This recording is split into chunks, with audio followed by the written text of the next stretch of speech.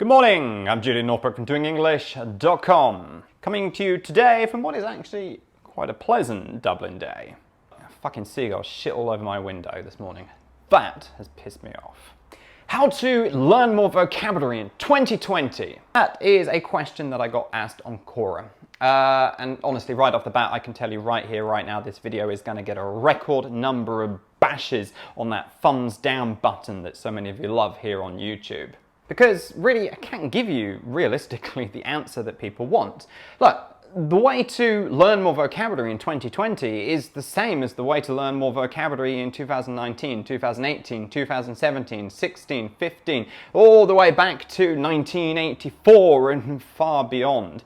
Look, what people are asking when they ask questions like this is, they're looking for these new apps, newfangled thingamajigs that are going to somehow give them a shortcut answer to their problems in English and make them magically get better at the language. But not only do those things not really exist, but trying to find these shortcut tips, tricks, little bits of technology that's going to make the whole thing much easier. And yes, technology can make things easier, but let's be honest, I mean, the vast majority of these apps that come out on almost a daily basis, they seem sexy for the first day, 2, 3 days, and then you never use the fucking things again, making the whole thing a total waste of time.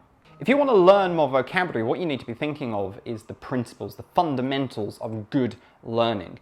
To learn anything in English, 2 things have got to happen. Focused, intensive study of the English language, words if that's what you want to do. And then that needs to be offset, balanced with as much usage and exposure to the language as you can in a natural kind of way. If you do those 2 things in the correct balance, you're going to learn more vocabulary. It's almost impossible not to. Ultimately, instead of trying to think in terms of tips, tricks, tactics, shortcuts to improving, downloading yet another app that you're honestly not going to use, what you really want to be thinking of in terms of is what I call the 3 M's. You need a method which works.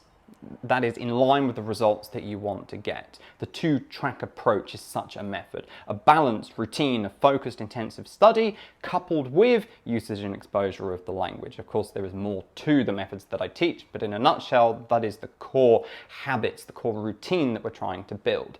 You need materials that give you samples of the right language for you in whatever situations that you're in. If you've got good materials that give you good samples of the language that you can use when you sit down and do your study, that's how you're going to learn your vocabulary. And indeed, you should take it beyond that and you should be thinking really more in terms of chunks, because just learning more words for most people isn't actually going to bring that big of a breakthrough.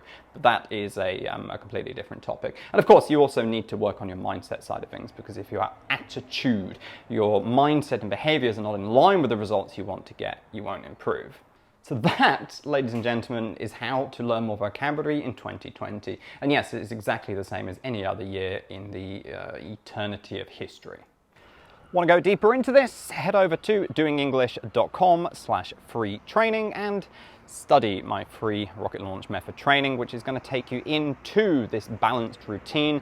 It's going to teach you the 5 fundamental changes that you're going to need to make to the way you learn English to see the fastest progress. That's doingenglish.com/free training. I, your beloved host, Julian Northbrook, am now off to do a group coaching call. See you soon. Bye-bye.